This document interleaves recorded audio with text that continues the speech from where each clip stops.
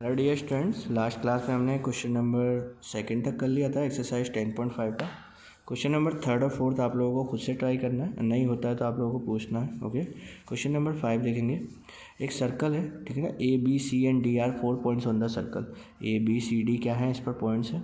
ए सी और B D क्या कर रहे हैं, इंटरसेक्ट कर रहे हैं ई पॉइंट पर। ए सी और बी डी क्या कर रहा है, इंटरसेक्ट कर रहा है ई पॉइंट पर।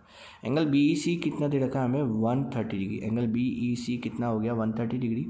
And E C D, angle E C D हमारे पास कितना दे रखा है, 20 डिग्री। तो एंगल बी ए सी क्या होगा, ये वाला एंगल हमसे पूछा जा रहा है, ठीक है ना। ध्यान रखना, जो एंगल पूछा जाता है ना, हम उसको पहले एक बार चेक करते हैं कि एंगल सबटेंड कहाँ से सेट हो रहा है। अब देखो इसमें देखो कोई सेंटर हमें नहीं दे रखा, ठीक है ना। तो देखो क्या होता है कि जो एंगल सबटेंड होता है सेम सेगमेंट में, वो भी आपस में हमेशा क्या होते हैं, इक्वल होते हैं, ठीक है ना। रिमेनिंग पार्ट ऑफ सर्कल के जो भी एंगल होते हैं वो हमारे सभी क्या होते हैं, इक्वल होते हैं। आप कहोगे सर ऐसा कैसे, तो हमने थ्योरम में पढ़ रखा है कि angle subtended on same segments are equal. ऐसा कैसे, तो ऐसा इसलिए देखो, जैसे कोई सर्कल है, ठीक है ना, ये सेंटर है, आ रही है बात समझ में। तो देखो आर्क ए बी का जो रिमेनिंग पार्ट है, इस रिमेनिंग पार्ट पे कितना भी हम लोग एंगल देखेंगे वो सभी आपस में क्या होगा, इक्वल ही होगा। तो देखो कैसे, क्योंकि हमें पता है सेंटर पर जो एंगल होता है वो हमेशा क्या होता है, डबल होता है। सपोज़ ये कितना का है, मान लो ये 80 डिग्री है, ठीक है ना। तो इस वाले पार्ट पे जो भी सारे एंगल होंगे वो क्या होंगे, 40-40 के होंगे। तो इसका मतलब रिमेनिंग पार्ट पर सारे एंगल कितने के हैं, 40-40 के हैं। इसका मतलब ये जो एंगल बनेंगे इसमें 40 का होगा, ये भी कितने का होगा, 40 का होगा, ये भी कितने का होगा, 40 का होगा। तो जो भी angle remaining part of circle पे बनते हैं वो सारे क्या होते हैं, हमारे इक्वल होते हैं। So angle made on a same segments are equal. आपको हमेशा ध्यान रखना है, angle made on same segment are equal. इस चीज़ को आप प्रूव भी कर सकते हो, ठीक है ना। इस चीज़ को आप लोग प्रूव भी कर सकते हो बाई थ्योरम 10.8। क्लियर। सो यहाँ देखते हैं हम लोग, ये देखो जो एंगल बी ए सी होगा वही एंगल क्या होगा, बी डी सी होगा। यानी कि ये एंगल और ये एंगल दोनों आपस में क्या हो गए, इक्वल हो गए। अब बस हमें ये वाला एंगल निकालना है। तो ध्यान से देखेंगे यहाँ पे, ये एंगल कितना है, 130 डिग्री है। एंगल कितना है, 130 डिग्री। इस ट्रायंगल डी ई सी में डी साइड को देखो हमने आगे एक्सटेंड कर रखा है, इस लाइन को हमने आगे एक्सटेंड कर रखा है और इसके एडजेसेंट साइड के बीच का एंगल है। तो ये क्या हो गया, एक एक्सटीरियर एंगल हो गया, ठीक है। क्या हो गया, ये एक्सटीरियर एंगल हो गया। एक्सटीरियर एंगल इक्वल होता है sum of two opposite interior angle के। तो ये 20, तो ये 110 हो गया। अरे बात समझ में, ये 110 तो ये भी 110 होगा, ठीक है। सो एंगल बी ए सी की वैल्यू कितनी आ गई, 110 डिग्री।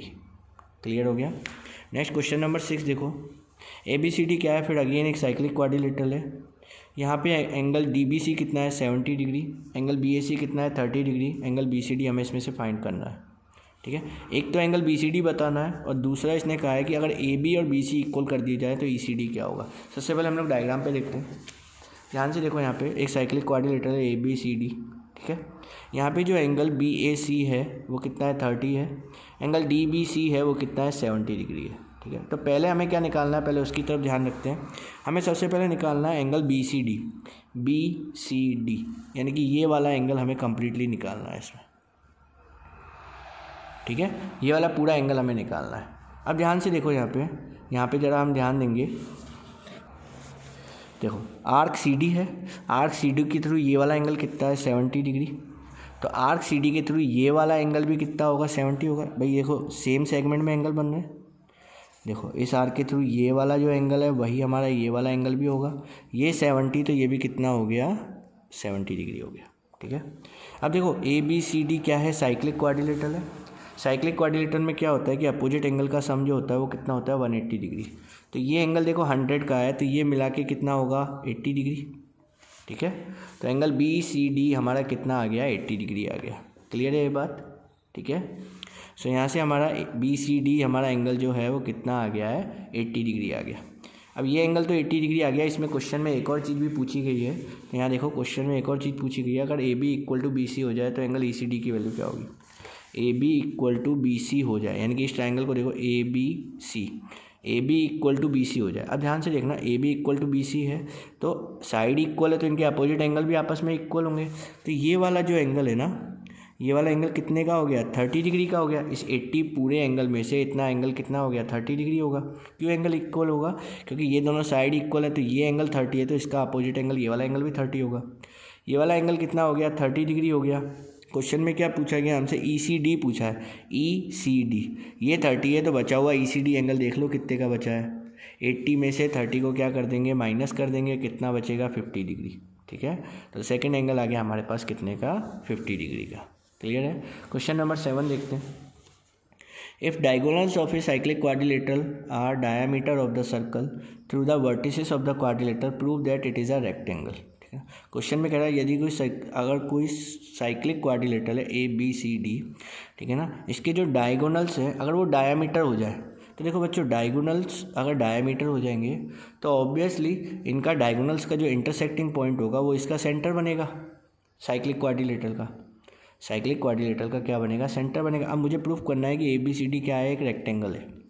ABCD को हमें क्या प्रूफ करना है, एक रेक्टेंगल प्रूफ करना है। रेक्टेंगल हम कब प्रूफ कर सकते हैं, अगर हर एक एंगल 90 डिग्री का हो गया तो ऑब्वियसली वो रेक्टेंगल ही होगा। ठीक है ना भाई, हमें फर्स्ट कंडीशन क्या देखनी है, रेक्टेंगल के लिए देखनी है। रेक्टेंगल 90 डिग्री के लिए केवल हमारे पास दो ही पॉसिबिलिटी होती है, या तो वो क्या होगा एक रेक्टेंगल होगा या फिर एक स्क्वायर होगा। ठीक है ना, तो स्क्वायर के लिए हमें स्पेशल केस हो गया कि स्क्वायर के लिए हमें सारे साइड को इक्वल बताना पड़ेगा, बट रेक्टेंगल के लिए सारे साइड को इक्वल थोड़ा ना बताना है। ठीक है, अगर वो हर एक एंगल 90 का है तो ऑब्वियसली वो एक रेक्टेंगल तो फिक्स हो गया। ठीक है, तो यहाँ देखेंगे क्वाड्रिलेटरल लिया हमने ABCD, क्योंकि ये क्या है डायामीटर से, BD क्या होगा डायामीटर होगा। भाई ये डायामीटर है तो ये वाला एंगल कितना हो गया 180 डिग्री, ये एंगल 180 हो गया तो ये एंगल कितने का होगा 90 का होगा। सिमिलर वे में ये डायामीटर है तो ये वाला एंगल भी कितना होगा 90 डिग्री का होगा। ठीक है, तो ये दोनों एंगल कितने के हो गए 90 के, इसका मतलब हर एक एंगल कितने का हो गया 90 का हो गया। हर एक एंगल कितने का हो गया 90 का हो गया। सो ABCD क्या होगा एक रेक्टेंगल होगा। देखेंगे यहाँ पे angle C equal to angle A is equal to 90 degree. ठीक है, angle B is equal to angle D is equal to 90 degree because angle in a semicircle is 90 degree.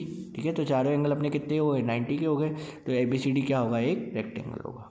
इसे हम ऐसे भी बता सकते थे because diagonals bisect each other, diagonal एक दूसरे को क्या कर रहे हैं हमारे यहाँ पे बाइसेक्ट कर रहे हैं और साथ में इक्वल भी हैं। इक्वल क्यों है, क्योंकि डायामीटर है तो डायामीटर आपस में क्या होते हैं इक्वल होते हैं।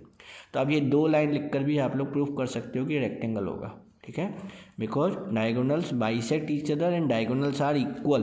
ठीक है ना, सो हैंस ABCD क्या होगा एक रेक्टेंगल होगा। क्वेश्चन नंबर 8 देखो। क्वेश्चन नंबर 8 है हमारे पास, if the non parallel sides of a trapezium are equal. ठीक है ना, कोई भी अगर एक ट्रापेजियम है उसके अगर नॉन पैरेलल साइड्स अगर आपस में इक्वल है then prove that it is a cyclic. तो हमें प्रूव करना है कि वो क्या होगा साइक्लिक होगा। साइक्लिक कब प्रूव कर सकते हैं, अगर अपोजिट एंगल का सम जो है अगर वो 180 डिग्री आ जाए तो हम प्रूव कर सकते हैं कि वो क्या होगा साइक्लिक क्वाड्रिलेटरल होगा। यानी कि एंगल B और एंगल D का अगर टोटल अगर 180 आ जाए या एंगल A और एंगल C का टोटल अगर 180 आ जाए तब हम कह सकते हैं कि ये क्या होगा एक साइक्लिक क्वाड्रिलेटरल होगा। तो देखेंगे यहाँ पे ABCD एक ट्रापेजियम है। ठीक है ना, AB साइड और CD साइड क्या है यहाँ पे पैरेलल साइड है। नॉन पैरेलल साइड क्या होगा AD और BC। ठीक है, नॉन पैरेलल साइड आपस में क्या दे रखे हैं हमें इक्वल दे रखे हैं। क्लियर है ये बात। अब यहाँ देखेंगे हम लोग, मैंने क्या किया इसके लिए कंस्ट्रक्शन किया है AE एक पैरेलल लाइन ड्रॉ किया है, किसके पैरेलल BC के पैरेलल। ठीक है ना, AE मैंने पैरेलल लाइन ड्रॉ किया है, AB EC के पहले ही पैरेलल है तो ABCE क्या हो गया एक पैरेललोग्राम हो गया। पैरेललोग्राम में क्या होता है अपोजिट साइड आपस में इक्वल भी होते हैं और पैरेलल भी होते हैं। ठीक है ना, तो ये पैरेलल थे। ठीक है, सो यहाँ पे हमारे पास क्या हो गया ABCE क्या हो गया एक पैरेललोग्राम हो गया। क्लियर है ये चीज़। अब देखो ये क्या हो गया एक पैरेललोग्राम हो गया, यहाँ तक बात समझ में आ रही है, क्या हो गया एक पैरेललोग्राम हो गया। तो अब यहाँ देखेंगे हमें पता है कि पैरेललोग्राम में अपोजिट एंगल्स आपस में क्या होते हैं इक्वल होते हैं। ठीक है ना, सो ये एंगल 1 है ये एंगल 2 है, मैं इसको एंगल 3 दे देता हूँ और इसे एंगल दे देते हैं 4। ठीक है, सो एंगल 1 और 3 आपस में क्या होंगे इक्वल होंगे। एंगल 1 इक्वल टू क्या होगा एंगल 3 होगा। ठीक है, यहाँ से देखेंगे अब देखो AD BC आपस में इक्वल है, AD इक्वल टू क्या है यहाँ पे BC है। और देखो जब ये पैरेललोग्राम हो गया तो BC जो है वो AE के भी इक्वल होगा। ठीक है ना, तो ये साइड इस साइड के इक्वल पहले ही गिवन था और ये साइड इस साइड के क्या हो गया इक्वल हो गया। तो ये तीनों साइड आपस में क्या हो गए इक्वल हो गए। इसका मतलब AD इक्वल टू क्या हो गया AE, AD इक्वल टू क्या हो गया AE हो गया। AD इक्वल टू AE है तो इसके अपोजिट एंगल भी आपस में इक्वल हो गए। इसका मतलब एंगल 4 इक्वल हो गया किसके एंगल 2 के। ठीक है, एंगल 4 किसके इक्वल हो गया एंगल 2 के। क्लियर है ये चीज़। 1+2 क्या है, लीनियर पेयर फॉर्म कर रहे हैं। Angle 1 plus angle 2 is equal to क्या होगा, 180 डिग्री होगा। क्लियर, एंगल 1 प्लस एंगल 2 क्या होगा, 180 डिग्री होगा। एंगल 1 के प्लेस पे हम क्या रख सकते हैं, एंगल 3 यानी कि एंगल बी। ठीक है, एंगल 1 के प्लेस पे हम क्या रख सकते हैं, एंगल 3, और एंगल 2 के प्लेस पे हम क्या रख सकते हैं, angle 4 equal to 180 degree. So angle B plus angle D equal to कितना आ गया, 180 डिग्री। हैंस ABCD क्या होगा, एक साइक्लिक क्वाड्रिलेटरल होगा। क्लियर है। Question number 9, to circles intersect at 2 points B and C through B 2 line segment ABD and BPC। एक बार मैं इसका आपको डायग्राम बता देता हूँ।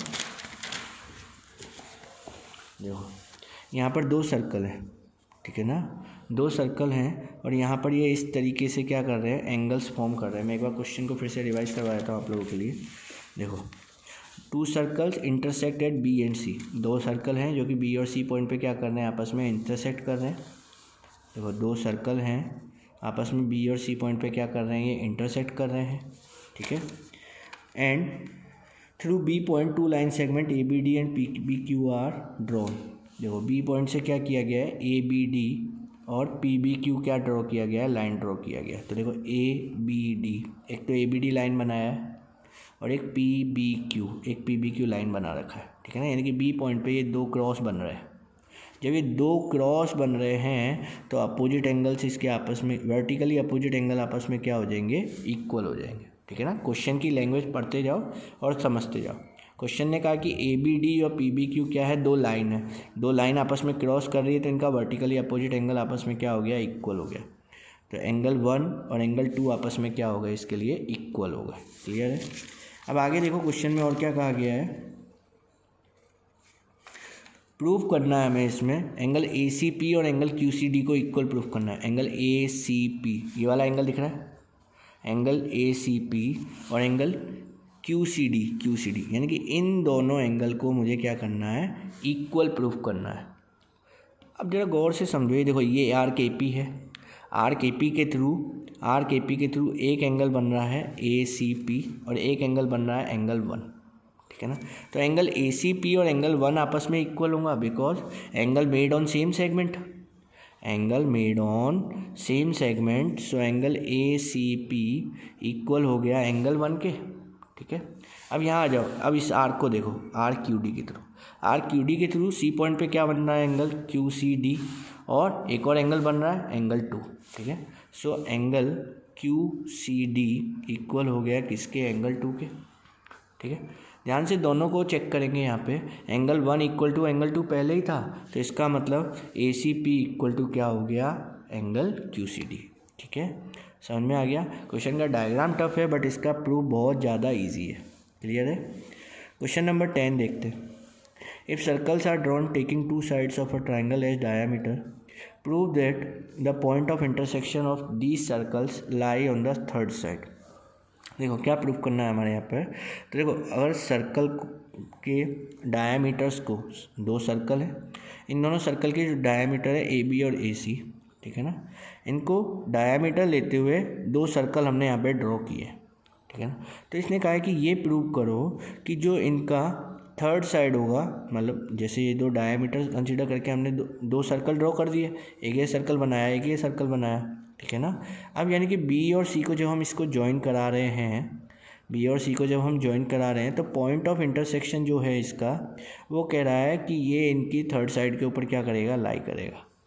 यानी कि जो ट्राइंगल हमने बनाया है इसी पर ही इसका इंटरसेक्शन पॉइंट क्या करेगा, लाई करेगा।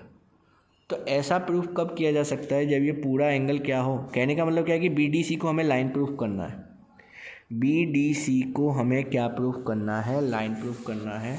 ये डायग्राम कुछ ऐसे भी बन सकता था, अगर ये डायामीटर नहीं होते ना, तो सपोज़ करो जैसे ये सर्कल है और ये सर्कल है।